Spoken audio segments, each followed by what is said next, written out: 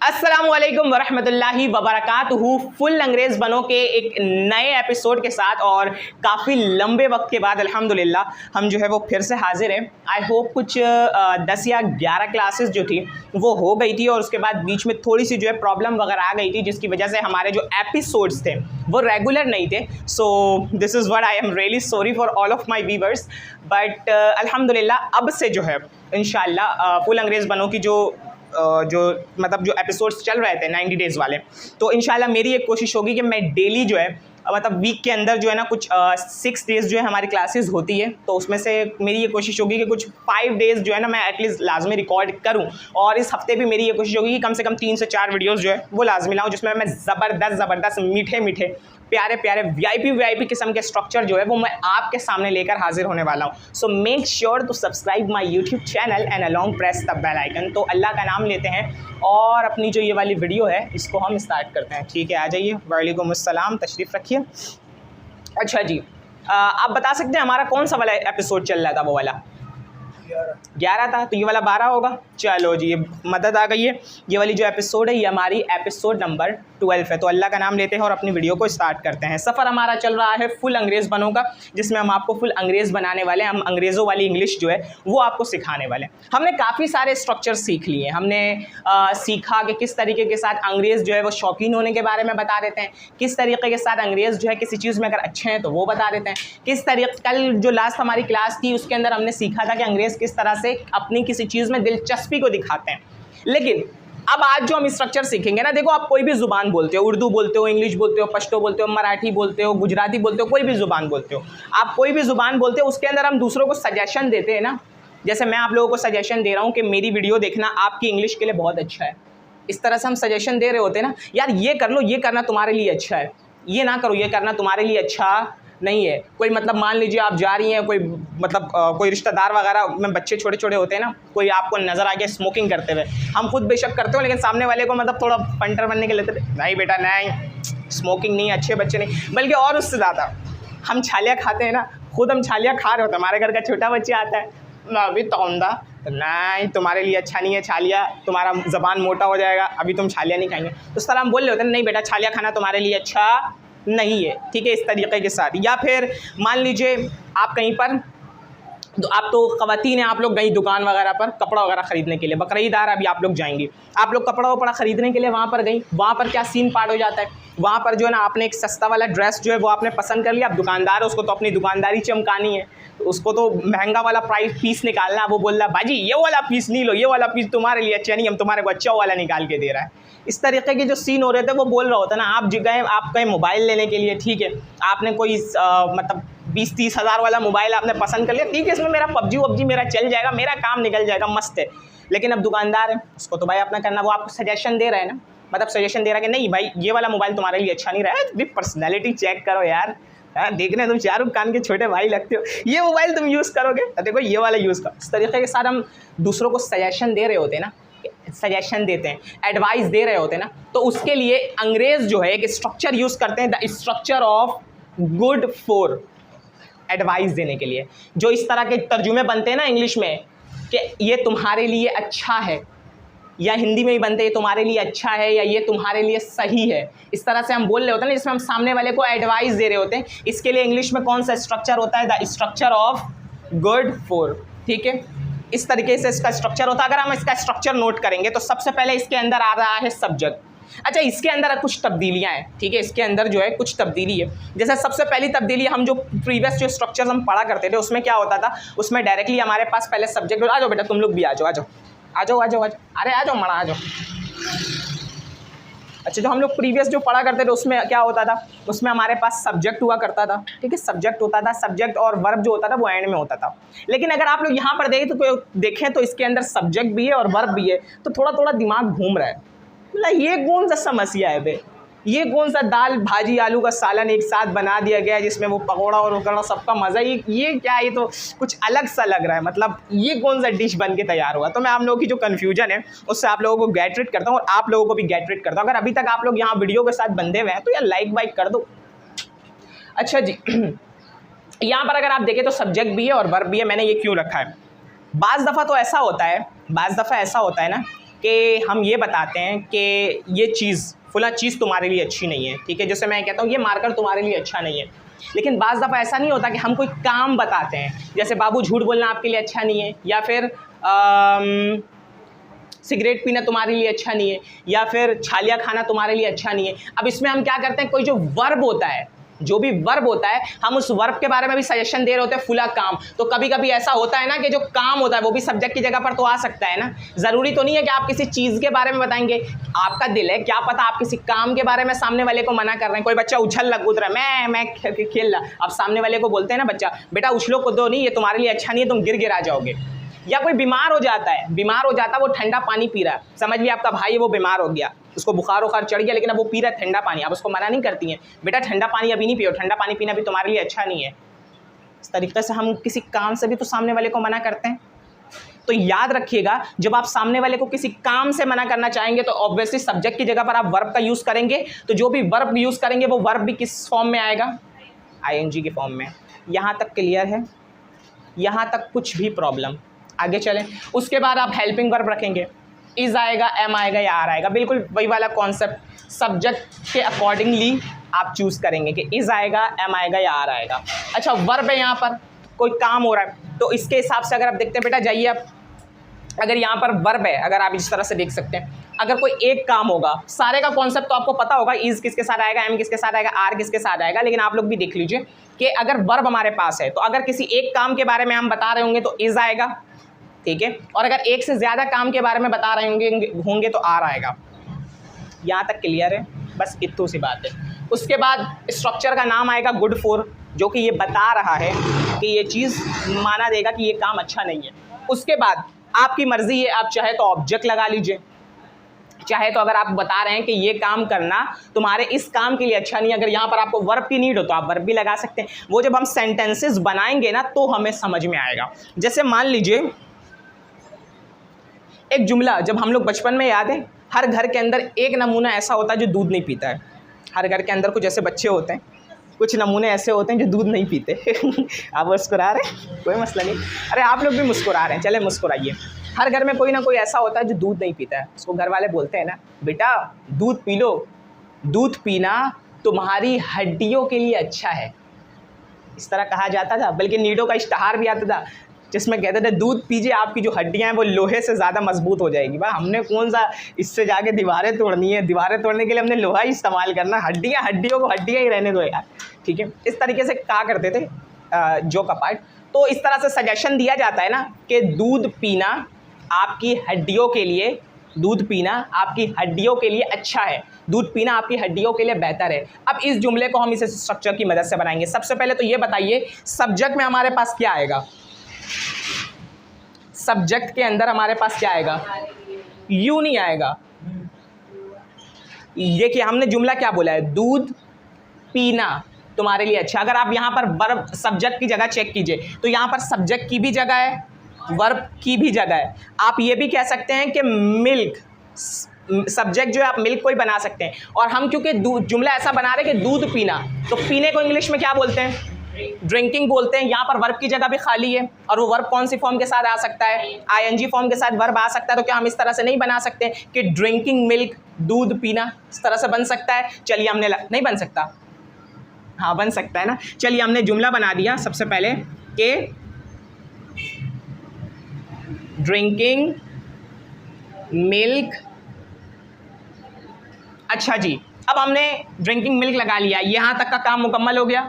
याद रखिएगा हमने यहाँ पर ना वर्ब को चूज़ किया है, कोई ऐसा ना समझे कि हमने ड्रिंकिंग को चूज़ किया वर्ब की जगह पर, सब्जेक्ट की जगह पर मिल्क को, नहीं, एक्चुअल में ये जो मिल्क आया है ना ये सब्जेक्ट के लिए आया है, मतलब इसके लिए ड्रिंकिंग के लिए आया है, ये अलग से कोई सब्जेक्ट बनकर नहीं आया है, ठीक हो गया। यहाँ पर हमने इस वाले वर्ब को चूज़ किया था, ठीक है, वर्ब की भी जगह हमारे पास खाली थी तो हमने इस वाले वर्ब को यहाँ पर चूज़ किया था और उसके बाद हमने इसके लिए मिल्क यहाँ पर लगाया है। तो इस बात का ख्याल रखिएगा, ठीक हो गया, क्योंकि आप यहाँ पर वर्ब को भी चूज़ कर सकते हैं और अगर आप चाहें तो डायरेक्टली सब्जेक्ट को भी चूज़ कर सकते हैं। हमने लगा दिया ड्रिंकिंग मिल्क। अब मुझे ये बताइए इज आएगा, एम आएगा या आर आएगा?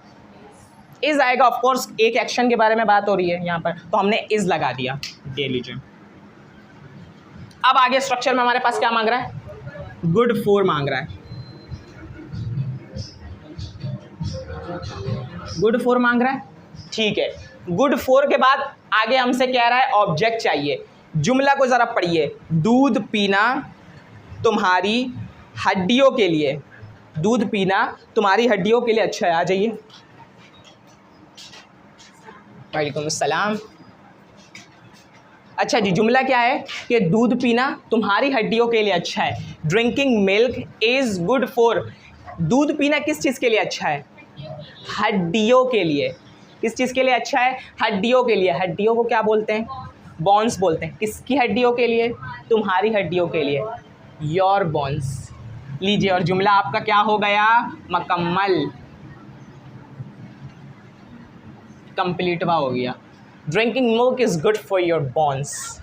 इस तरीके से कहते हैं ना, ब्रो ड्रिंक मिल्क। जो बचपन में छोटा बच्चा होता, मैं दूध नहीं पीऊँगा, मुझे दर्द से निकाल दो लेकिन मैं दूध नहीं पीऊँगा। बोलते बेटा दूध पी ले, drinking milk is good for your bones. अब आपका भाई अगर दूध नहीं पिए, कोई घर में छोटा बच्चा दूध नहीं पिए, तो आप उसको बोल सकते हैं drinking milk is good for your bones. यहाँ तक क्लियर है? कोई भी प्रॉब्लम? आप लोग भी चीज़ों को कवर कर लेंगे। आगे चलते हैं। अब एक मैं नेक्स्ट सेंटेंस बनाता हूँ। एक नया सिनेरियो देते हैं। मान लीजिए एक लड़का है, सही है, अब उसको एक लड़की पसंद आ गई है। अब उसने क्या किया है कि वो उस लड़की को लेकर अपने घर चला गया, ठीक है, अपनी अम्मी के पास गया और अपनी अम्मी को जाकर बोलता है कि अम्मी ये लड़की मुझे पसंद आई है और मैं इससे शादी करना चाहता हूँ। अब जो है उसकी अम्मा ने उसको देखा। अब उसकी अम्मा ने देखा, उसकी अम्मा को वो लड़की एक आँख नहीं भाई, बोले इसको तो प्याज काटना ही नहीं आता, ये क्या हमारा घर चलाएगी। अब वो अपने बच्चे को, अपने बेटे को जो है वो सजेशन दे रही है उसकी अम्मा। और उसकी अम्मा किस तरीके के साथ अपने बेटे को सजेशन दे रही है? उसकी अम्मा कहती है ना, बेटा मैं तेरे लिए कोई और ढूंढ लूँगी, ये लड़की तेरे लिए अच्छी नहीं है। कैसे बनेगा ये सेंटेंस? इस तरह से कहा जाता है। चलिए बनाते हैं इस तरह से सेंटेंस। किस तरह से बनेगा? सबसे पहले तो जुमला, वो जो दूसरा वाला जो जुमला है ना कि मैं तेरे लिए कोई और ढूंढ लूँगी, उसको छोड़े, अभी हम वो बनाते हैं जो अभी हमारे लिए बन सकता है। हमें जुमला बनाना है कि ये लड़की तेरे लिए अच्छी नहीं है या ये लड़की तेरे लिए सही नहीं है। सबसे पहले हमारे पास सब्जेक्ट क्या है? सब्जेक्ट या अच्छा हम जुमला क्या बना रहे हैं? जुमला हमारा पढ़िएगा। जुमला है कि ये लड़की, दिस गर्ल। सबसे पहले दिस गर्ल हमारी क्या बन जाएगी? लड़की नहीं बन जाएगी, सब्जेक्ट बन जाएगी। वो तो ऑलरेडी बेचारी लड़की है, नसीब फूट गए उसके। अच्छा जी, मैंने यहाँ पर दोनों चीज़ों को यूज़ करके भी दिखा दिया। यहाँ पर मैंने बताया था कि यहाँ पर सब्जेक्ट भी यूज़ हो सकता है और वर्ब भी यूज़। ऊपर वाले के अंदर मैंने वर्ब को यूज़ करके भी दिखा दिया है कि जब आप कोई काम के बारे में, चलो हम इसको भी वीडियो के अंदर इंजॉय कर लेंगे, इस पार्ट को कट कर देंगे। माइक के नॉइस क्लियर हो जाएगा। इसके अंदर हमने पहले वर्ब को भी यहाँ पर यूज़ करके बता दिया। मतलब जब आप कोई काम के बारे में सजेशन दे रहे हैं कि ये जो काम है ये काम अच्छा नहीं था, उसमें भी हमने कर लिया। दूसरे वाले के अंदर क्योंकि हमारे पास सब्जेक्ट की भी जगह खाली है तो हमने दिस गर्ल को भी यहाँ पर यूज़ करके दिखा दिया। दोनों यूज़ करके दिखा दिया ताकि समझ में आ जाए कि किस तरीके के साथ ये यूज़ होता है। अब मैंने क्या, उसकी जो अम्मी है वो बच्चे को क्या कह रही है कि ये लड़की तुम्हारे लिए अच्छी नहीं है। सब्जेक्ट के अकॉर्डिंगली हमारे पास दिस गर्ल आ गया, सब्जेक्ट का काम मुकम्मल हो गया। अब बताइए आगे हमारे पास मांग रहा है इज, एम या आर। दिस गर्ल के साथ इज आएगा, एम आएगा या आर आएगा? इज आएगा। इज क्यों आएगा? क्योंकि ये एक सिंगुलर सब्जेक्ट है। हाँ सिंगुलर सब्जेक्ट है, सही है, ठीक है। This girl is. अब जुमला देखिए कि ये लड़की तुम्हारे लिए अच्छी नहीं है। जुमला हमारा नेगेटिव के अंदर जा रहा है। जुमला हमारा किसके अंदर जा रहा है? नेगेटिव के अंदर जा रहा है, मनफी जुमला है। तो इंग्लिश के अंदर, हाँ इंग्लिश के अंदर जब हमने किसी जुमले को नेगेटिव में ले जाना हो या मनफी में लेकर जाना हो, आप लोग भी अगर देख रहे हैं तो आप लोग भी ये चीज़ें बताइएगा। अगर जुमले को हमने किसी भी जुमले को, किसी भी सेंटेंस को नेगेटिव के अंदर लेकर जाना हो यानी मनफी बनाना हो तो हम उसके लिए क्या करते हैं? हम उसके लिए नॉट लगाते हैं। लेकिन किसके बाद? हेल्पिंग वर्ब के बाद। इस जुमले के अंदर हेल्पिंग वर्ब क्या था हमारे पास? इज था। तो इज के बाद क्या लग जाएगा? ये लीजिए नॉट लग गया, इज नॉट। और उसके बाद अब पूरा स्ट्रक्चर आपके सामने, is not good for you. नहीं, बॉन्स के लिए अच्छी नहीं है, तुम्हारे लिए अच्छी नहीं है।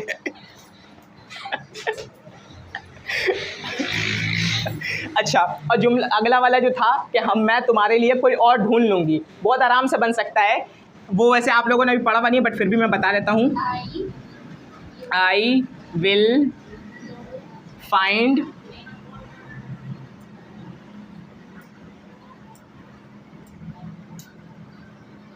विल फाइंड समवन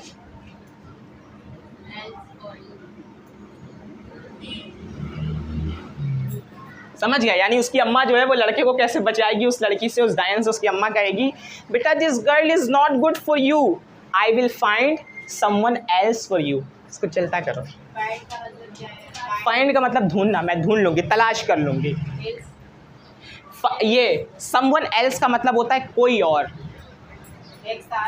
हाँ, ये समवन और उसके बाद एल्स, इसका मतलब होता है कोई और।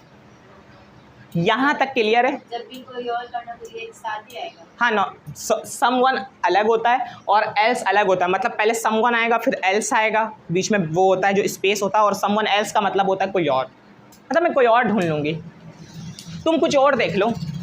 Look something else for you, अपने लिए कुछ और देख लो। Look something else for you, find something else for you. छापा पड़ गया। ओके, यहाँ तक कॉन्सेप्ट क्लियर है? यहाँ तक किसी को कोई भी प्रॉब्लम? यहाँ तक कॉन्सेप्ट क्लियर है? इसी तरीके के साथ अगर आप सवाल पूछना चाहें तो वो भी आप इसके अंदर पूछ सकते हैं। ठीक है, सवाल आप किस तरह, अच्छा अभी लिखना नहीं है, अभी आप लोगों ने लिखना नहीं है, स्टॉप राइटिंग, वरना आप कंफ्यूज हो जाएंगे। अभी भी वीडियो चल रही है, ठीक है? आपने भी, किसी ने भी लिखा, अगर आप लोग भी अभी लिख रहे हैं तो भी लिखना बिल्कुल स्टॉप कर दे, पहले लेक्चर को अच्छी तरीके से लिख लें। अच्छा जी, और तीसरा जुमला अगर आप इंट्रोगेटिव के अंदर जाना चाहते हैं, सवालिया जुमले बनाना चाहते हैं, वो भी आप बना सकते हैं। सवालिया जुमलों के लिए हम क्या करते हैं, जब भी हम इंट्रोगेटिव बनाते हैं, सिंपल इंट्रोगेटिव, हम क्या काम करते हैं? हाँ, हेल्पिंग वर्ब को हम किससे पहले लगा देते हैं? सब्जेक्ट से पहले। तो हम जिस तरह से जुमले बनाना चाहते हैं, जैसे मान लीजिए मैं यहाँ पर खड़ा हुआ हूँ और मैं सवाल पूछना चाह रहा हूँ कि क्या इंग्लिश बोलना मेरे करियर के लिए अच्छा है? इस तरह से जुमला कहा जाता है ना, यार मैं इंग्लिश सीख रहा हूँ, क्या इंग्लिश बोलना मेरे करियर के लिए अच्छा है? कैसे बनेगा ये जुमला? आर कैसे बनेगा? चलिए, सबसे पहले हमने लगा दिया इज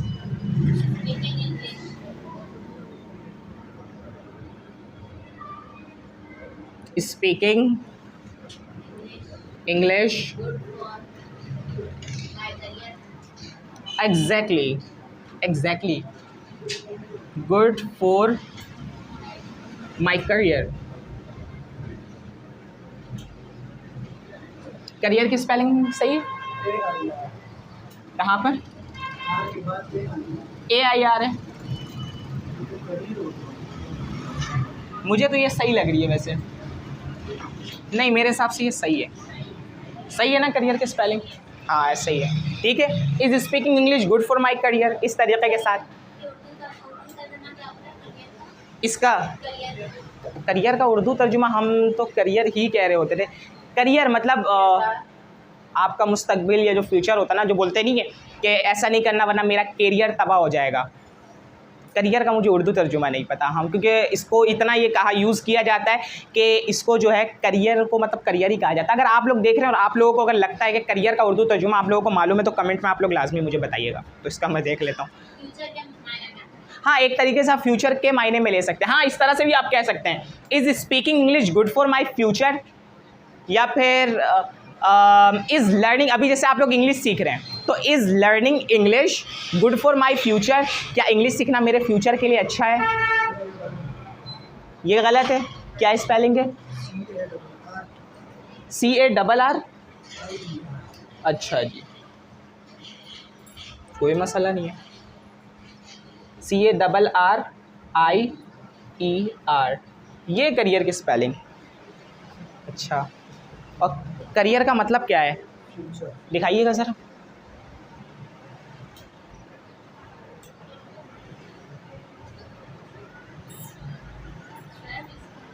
मुझे ऐसा लग रहा है कि ये करियर की स्पेलिंग रॉन्ग है। वो वाली सही थी, ये देखिए ये है करियर, वो स्पेलिंग सही थी।